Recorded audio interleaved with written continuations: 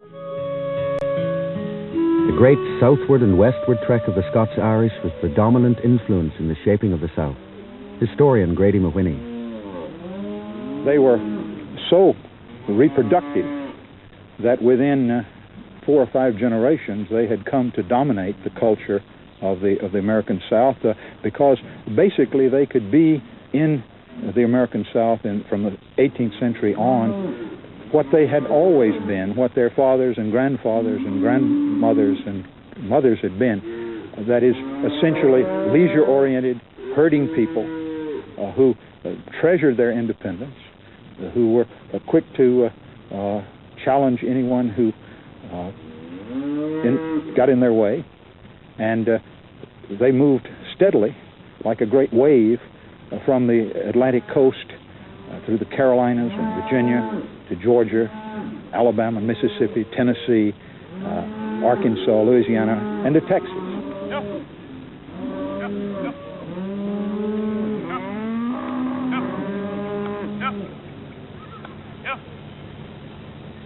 Cattle cutting in Texas, part of the great American droving tradition, which Grady Mahwiney sees as a legacy of the Scots-Irish immigration. From the very beginning, with Scotch-Irish migration in America, they brought to America 2 very important cultural traditions. One was the livestock culture that had been so much a part of their whole history, and with it, an open range method of herding. That is, no fences.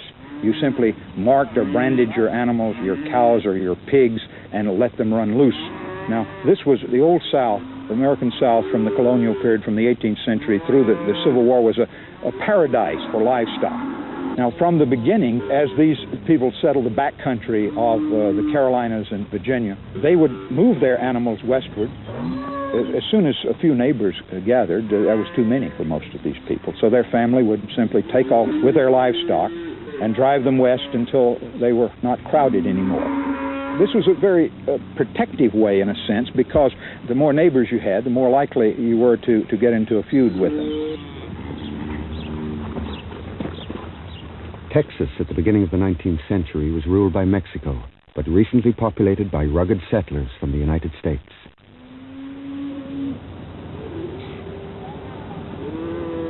The cattlemen of Texas declared their independence in 1836, and when Santa Anna, the Mexican dictator, invaded, they called for help from their fellow Americans. Davy Crockett, son of an immigrant from Londonderry, led a party of volunteers from Tennessee. At the fortress of the Alamo, 200 Texans made a stand against thousands of Mexicans.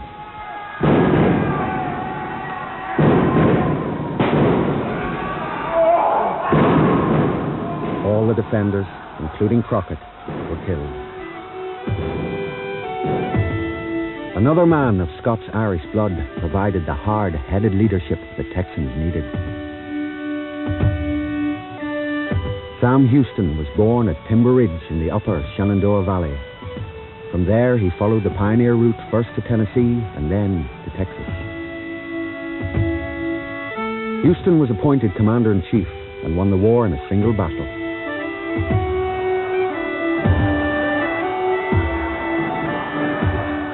At San Jacinto, Houston surprised and annihilated the Mexicans and captured Santa Anna. With the Mexican dictator a prisoner, the wounded Sam Houston dictated his own terms.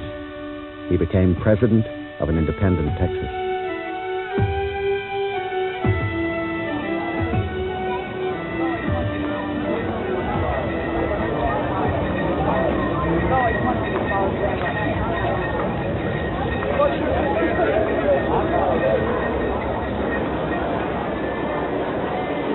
Texans recall their violent pioneer days as they celebrate the Chisholm Trail, along which the Texas Longhorns were driven north to the railhead in Kansas.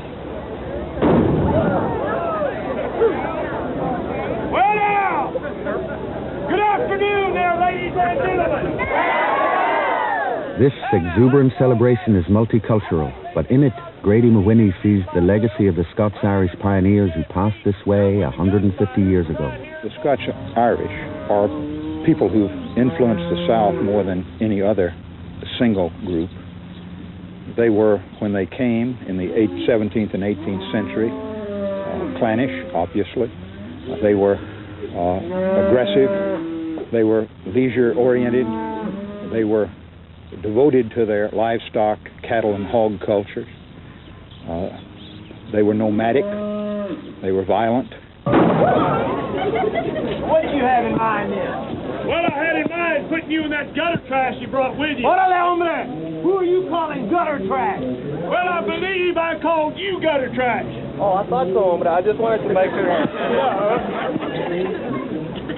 Now, I'll tell you what. You boys start unbuckling them gun belts.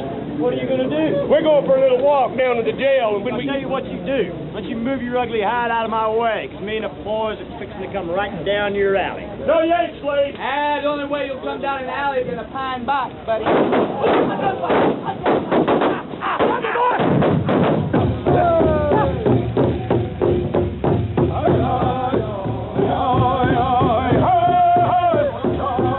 Scots-Irish in their heyday had little time for Indian folkways, but today the conflicting cultures mingle easily in music and dance.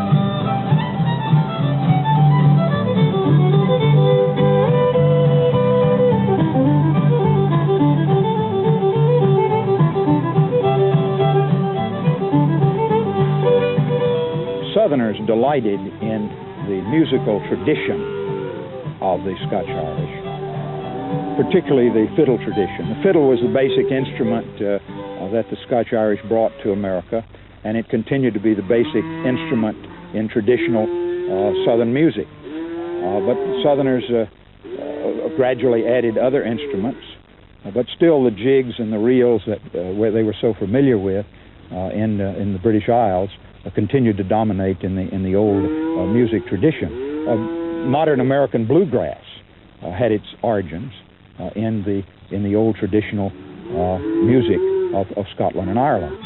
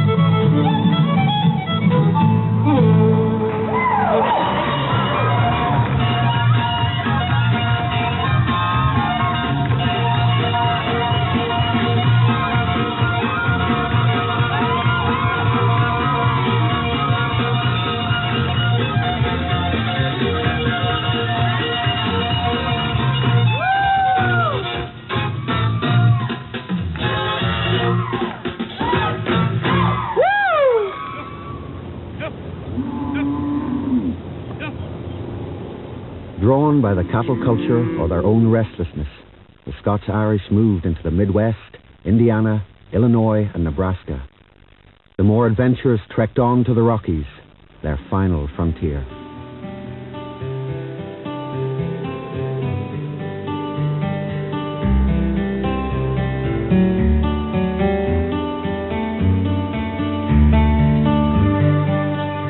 The vast beaver population in the Rocky Mountains brought an assortment of trappers and traders to the west.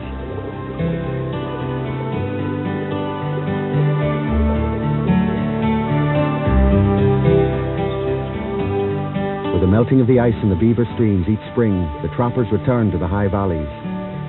These mountain men were of many races, French, Canadian, German, and English, but once again the Scots-Irish dominated. Kit Carson, grandson of an Ulsterman, was the most famous of them. Some, like Bill Craig, were desperados wanted for murder. For all of them, life in the mountains was a dangerous gamble, but a few, like Robert Campbell from Ulster, made fortunes. He built Fort Laramie as a place of refuge for pioneers against Indian attack. Sunrise over Mammoth Hot Springs, one of the many showpieces of Yellowstone Park, which was first discovered by the Scots-Irish explorer and trapper John Coulter.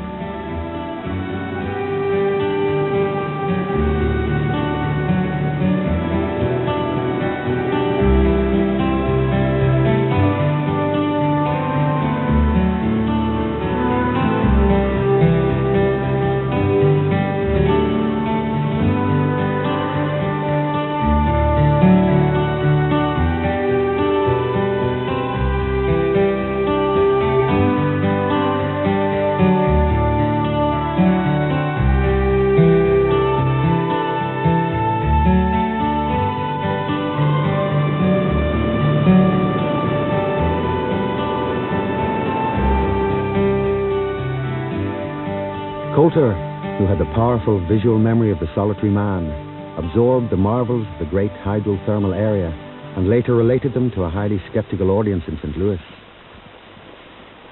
He had no idea of the intricate plumbing system which underlies the limestone crust and which carries boiling water from the volcanic rocks deep down to the surface.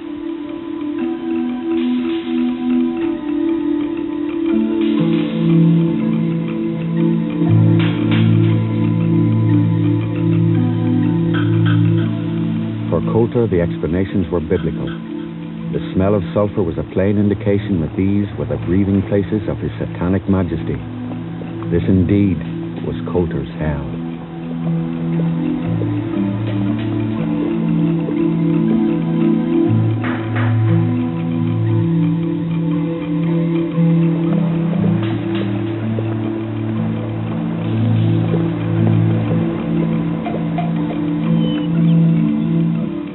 The Visitor Center at Mammoth contains the only memorial of the Phantom Explorer. Coulter stands beside his Indian enemy and surrounded by the traps and guns of his trade.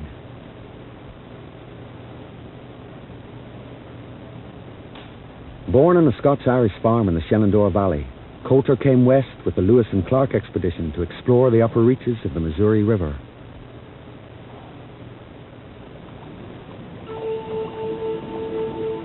He was the first white man to stand on the shores of Yellowstone Lake and to examine the warm pools where the breeding algae give a variety of brilliant colors to the limestone basin.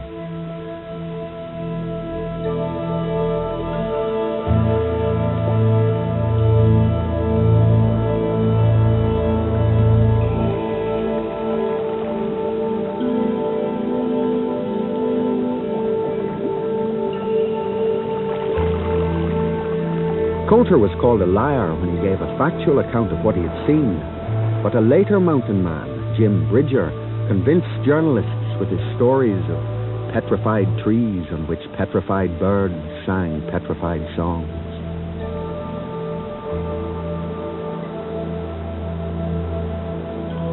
In the late summer of 1807, Coulter crossed the Two-Ocean Pass, where a stream divides in two, one branch going to the Atlantic, the other to the Pacific, and where, it is said, a trout can swim across the Rockies.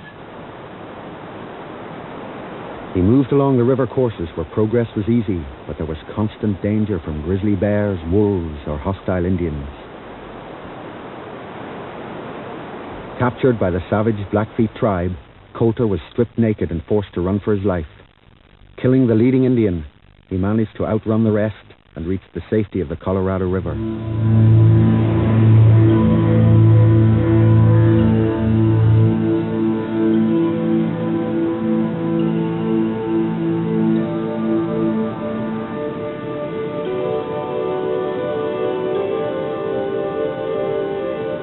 Loneliness and the overpowering force of nature around them turned some mountain men into savages.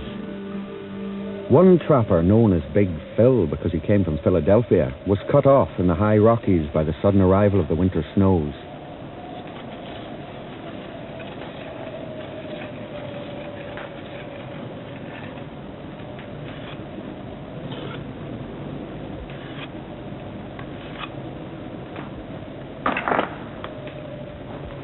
crude hunting shelter provided refuge from the weather, but his predicament should have meant slow but certain death by hunger.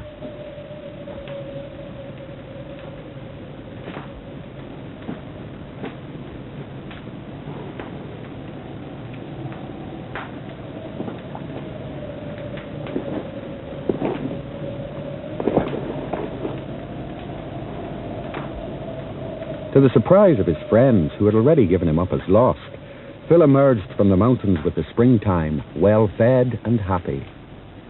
His Indian wife did not.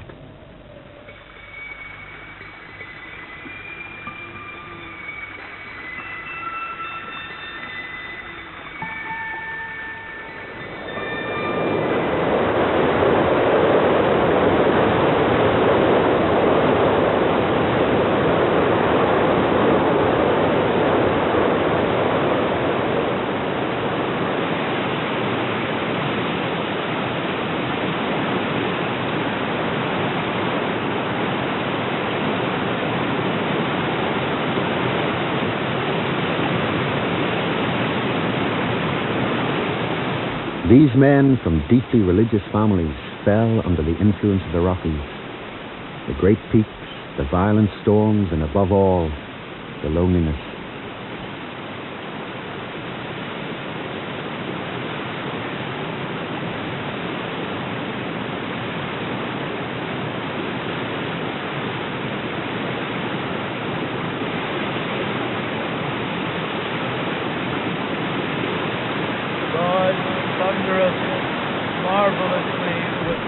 Their religion became a strange mixture of stern Old Testament doctrines and a free pantheism that suited their surroundings.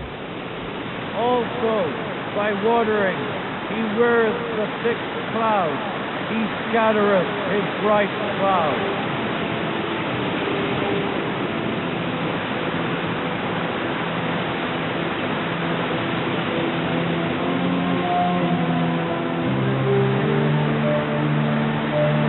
Son, brother to God, send me help.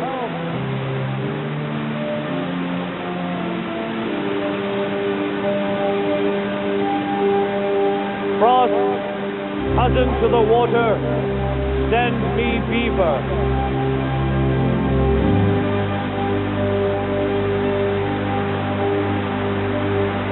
Wind, bringer of luck, get me another squall.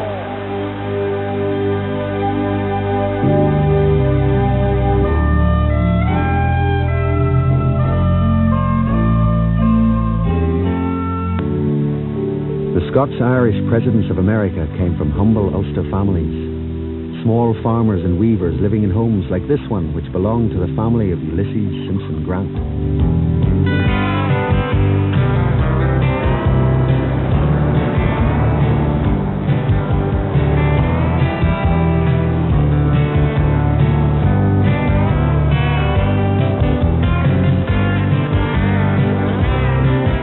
It was in Nashville, Tennessee, that the foundations of Scots-Irish political power were laid.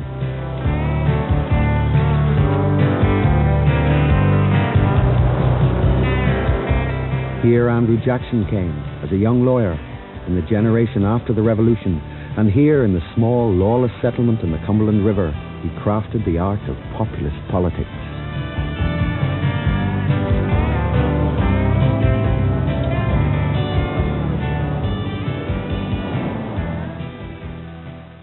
Jackson made his name as a soldier, first against the Indians and later against the British, who invaded the United States and burned Washington in 1814. 4 months later, he totally defeated the main British army at New Orleans. In 1829, he broke the grip of the aristocratic planter families in the White House and became the first people's president.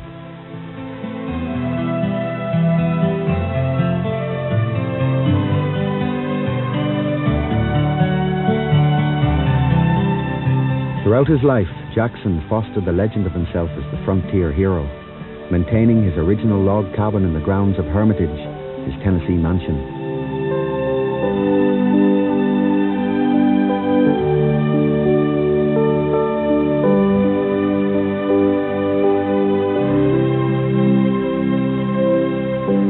Jackson became a rich man, but even in the elegant surroundings of hermitage, he held on to the radical politics of his youth. Jacksonian democracy was to be the basis of modern American politics, but its roots can be traced back to the Presbyterian liberation which was born in the peasant households of 18th century Ulster. David Doyle. Andrew Jackson was a very lucky man.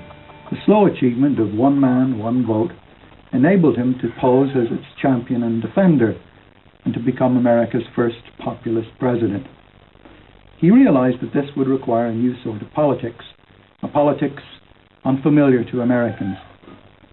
And thus, under Jackson, begins the whole panoply and razzmatazz of the system we're so familiar with from election coverage.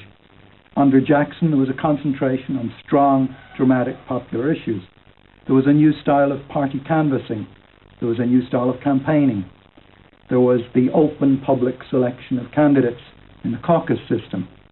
Jackson realized that in a country of plain people, politics, if democracy was to work, would have to be a cross between a spectator sport and an evangelical revival. There was the new frontier-style Americanism, tough, two-fisted and forthright. This was very carefully crafted by Andrew himself from elements in his own career. At the same time, there was an appeal to the dignity of plain people and working people on the farm, in the new factories, on the wharfs of the canals and the city harbours. This gave appeal to all sorts of Irish, not only the old Scots-Irish, but also incoming Catholic Irish, who linked Andrew Jackson's populist achievement of the presidency in 1828 with Daniel O'Connell's achievement of Catholic emancipation in the same year. For half of the 19th century, the White House was occupied by presidents of Scots-Irish blood, like James Polk from North Carolina, James Buchanan, son of an immigrant from County Donegal, Andrew Johnston, the grandson of a County Antrim farm labourer, Ulysses Grant, the general who won the Civil War for the North.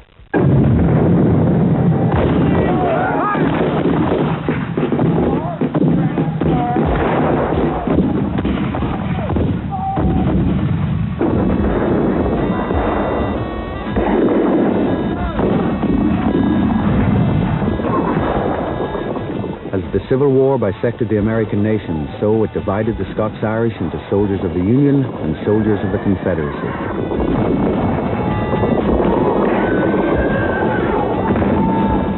In proportionate numbers, far more Scots-Irish fought on the southern side, and they died in their thousands on battlefields from Shiloh to Gettysburg.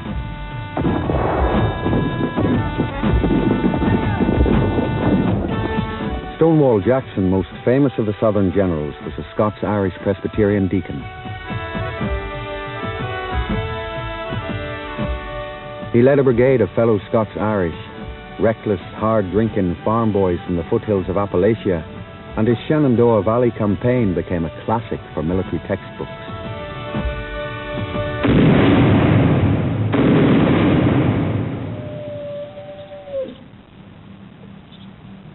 Grady Mahwiney sees the war as a result of differences between the dominant Anglo-Saxon culture in the north and the Scots-Irish culture in the south. The American Civil War was, in a sense, a culmination of this cultural conflict that had gone on from the very beginning of settlement in North America. The Southerners thought that anyone who worked when he didn't have to work was crazy. And they preferred the most leisurely approach to life and the enjoyment of life. And the Yankees often objected to this. They resented it. They felt that somehow Southerners were immoral because they didn't work hard or harder than the Yankees thought they ought to have worked. Now, I'm not suggesting that the war came about simply because there were cultural differences. There were inciting incidents that led to the war itself. But the war was fought along these same kinds of cultural lines. Southerners failed to maintain their independence in large part because they fought as their Celtic ancestors had fought. That is, they fought courageously, boldly, aggressively, using the Highland or Celtic charge. the rifled musket was used in the Civil War to deadly effect by the North. And it was not unusual for Confederates being attackers to lose 50 to 80% of men in some units in these battles. And they bled themselves to death by attacking. There was tremendous dissension, as of course was so characteristic of their Celtic or Scotch-Irish ancestry. They were feuding. So by Christmas of the last year of the war, half the Confederate Army was absent. Not because these men didn't want to fight anymore, but because they all intended to come back and fight, but they had simply lost that early enthusiasm.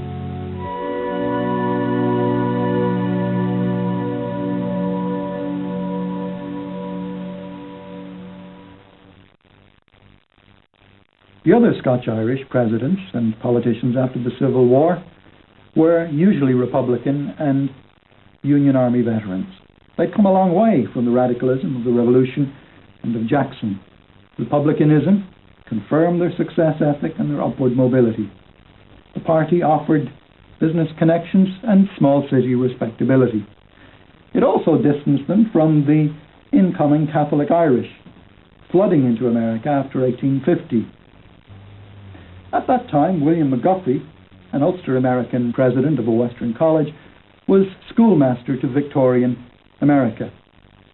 These politicians, earnest, hard-working, a little dull, were almost like the character models from his many readers, though Mcguffey wouldn't have approved of their tendency to cut the corner on political corruption.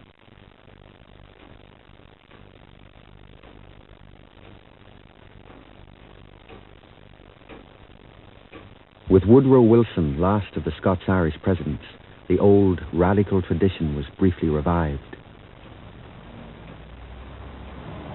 Wilson was born in the town of Stanton in the Shenandoah Valley, where his father was the Presbyterian minister. Wilson became a university teacher and at the age of 45, president of Princeton. As President of the United States, he fought business monopolies and promoted liberal legislation for trade unions.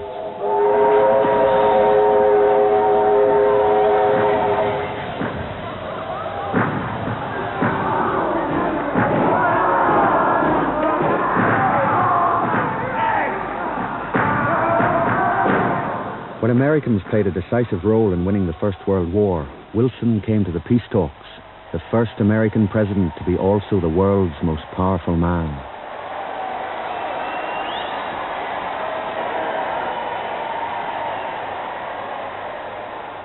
He brought hope of a new and juster world to millions of Europeans. Historian Catherine Brown. The Calvinism that is such an integral part of Presbyterianism has with it a strong sense of mission. And Woodrow Wilson was very much a Presbyterian Calvinist in that sense.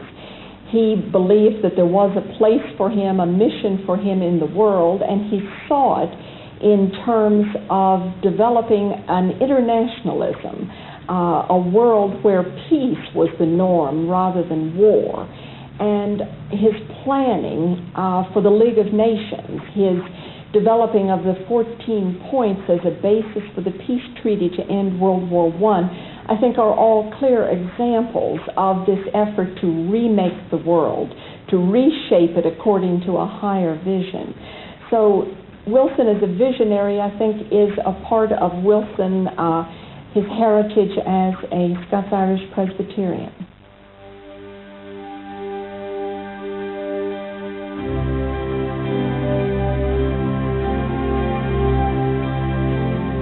Pittsburgh in western Pennsylvania was the capital of the Scots-Irish businessmen and the supreme example of what they were prepared to do in pursuit of success.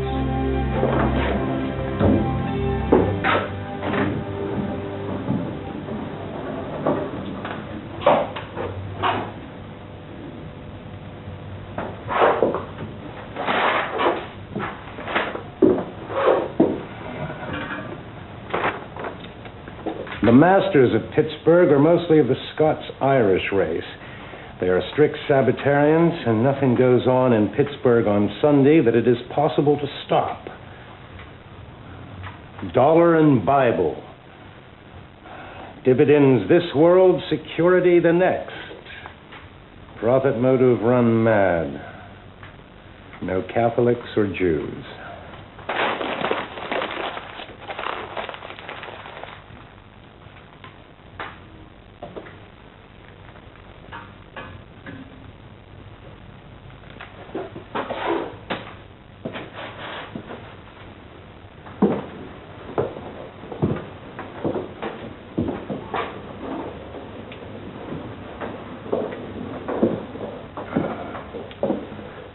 There is one evening scene in Pittsburgh no visitor ought to miss. Go to Cliff Street overlooking the town and look down. The entire space between the hills is filled with the blackest smoke, from which hidden chimneys send forth tongues of flame, while in the depths of this abyss comes up the noise of hundreds of steam hammers. Pittsburgh, my good sirs, is quite simply hell with the lid off.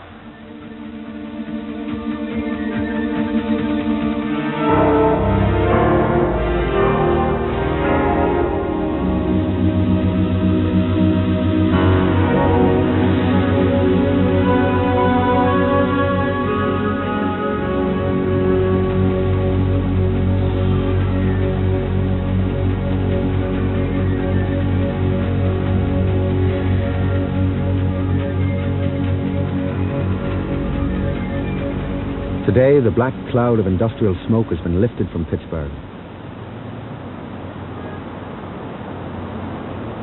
But one name from the far-off days of Scots-Irish dominance remains.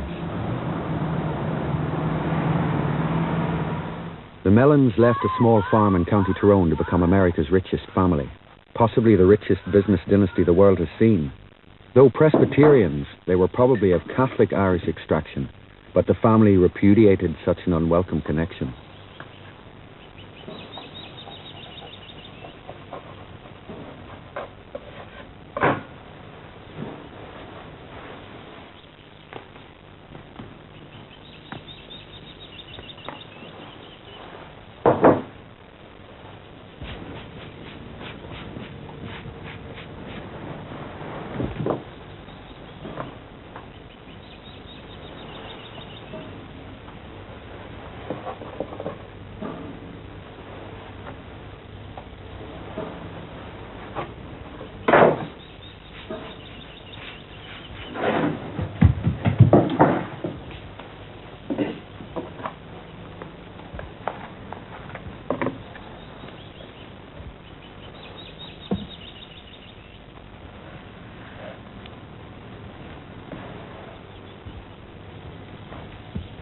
Young Thomas Mellon showed early signs of his priorities in life. Learning to count was essential if you were determined at the age of 4 to be a millionaire.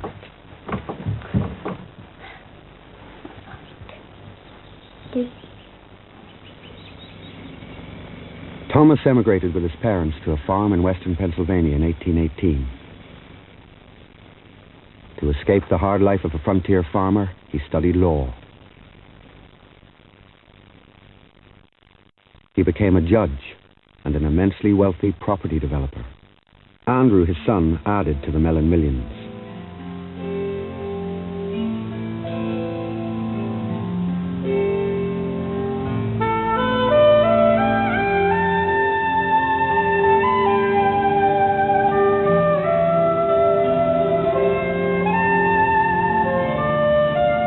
The Mellon Bank was the first of a string of businesses controlled by the family. Businesses like Gulf Oil and Alcoa, the aluminium company of America.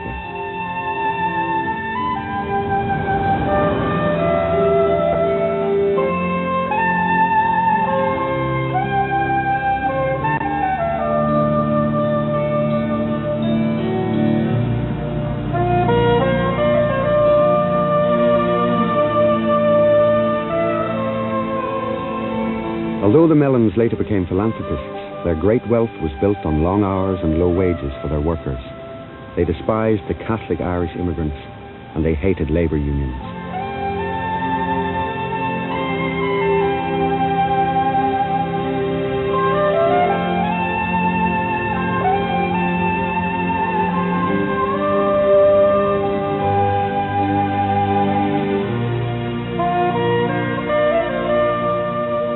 Mellon had as little taste for Jews as for Irish Catholics. When an application for a Jewish burial ground came before him as a judge, he smiled. "A place to bury Jews? With pleasure."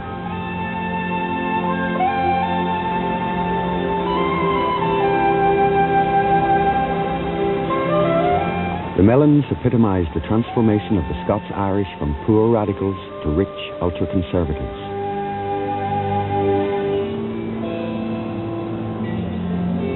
Outside the city, they built their own exclusive playground, the Rolling Rock Country Club.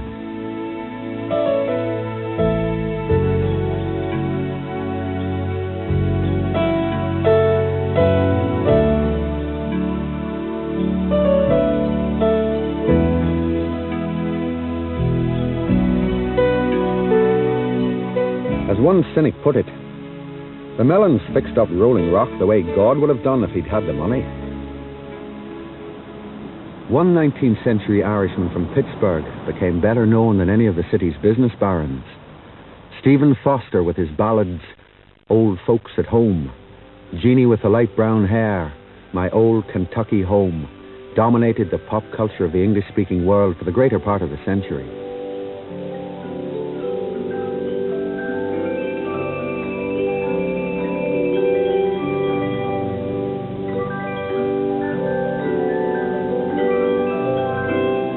Foster's picture of plantation life, sentimental though it was, created a groundswell of public opinion against slavery, and this at a vital time when the United States was moving towards civil war.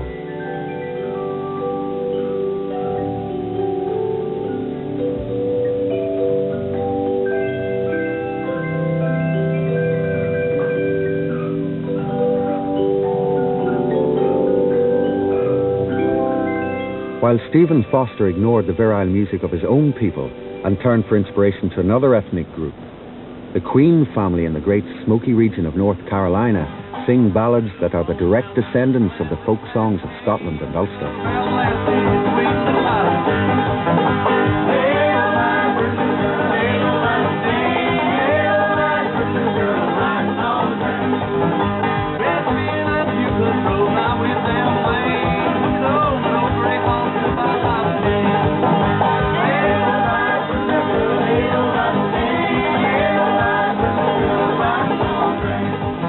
Fiddle was the thing that was here and accompanied the first Scotch-Irish settlers to come in, and very soon was joined by the banjo, which is an African invention. But those two really are the two most powerful cultural things in Appalachian music, is the African influence and the Irish influence.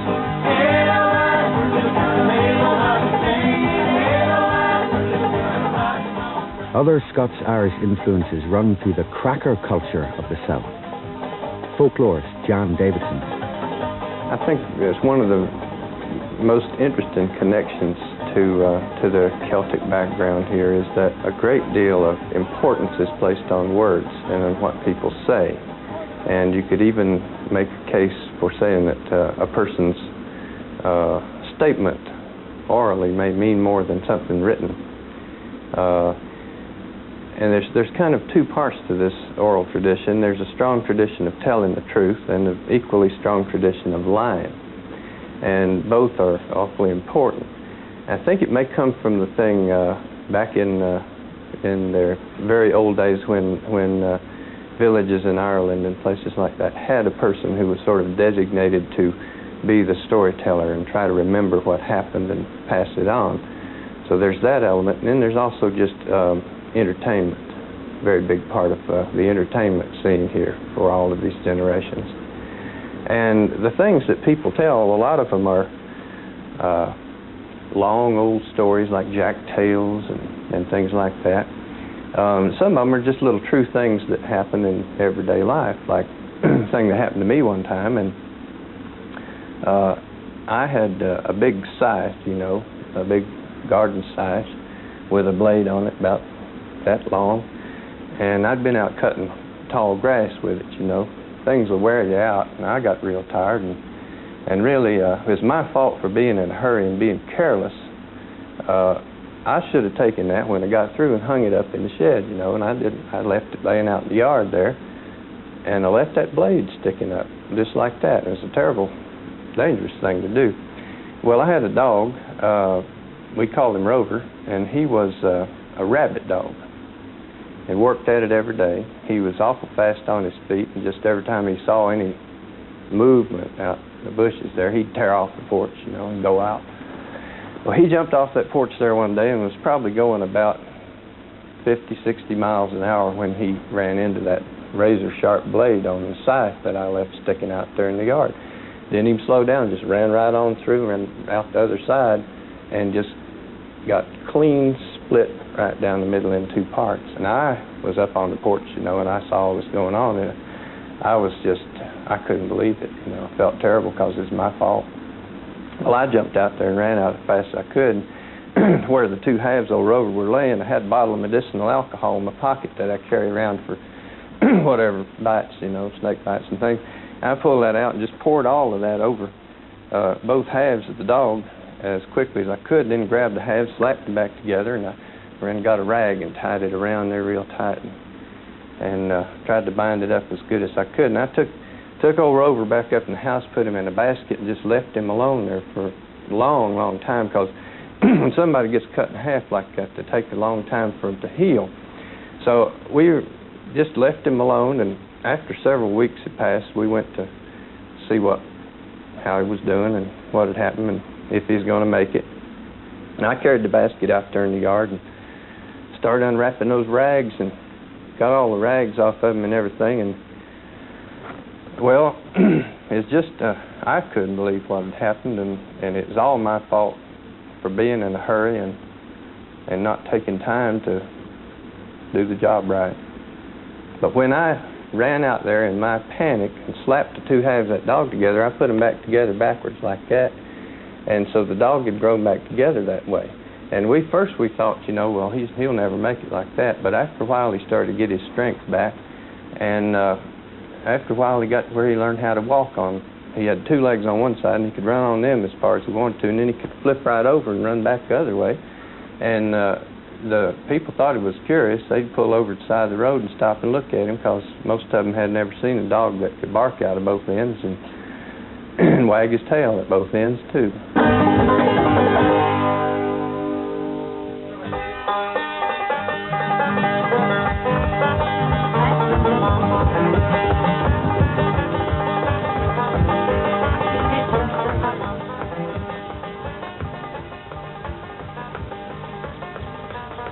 Despite their restless nature, thousands of Scots-Irish put down roots in the mountain valleys of North Carolina, Tennessee, and Kentucky.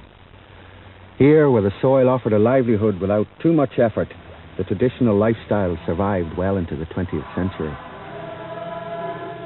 These quiet communities were sustained by the emotional satisfaction of a primitive Baptist faith.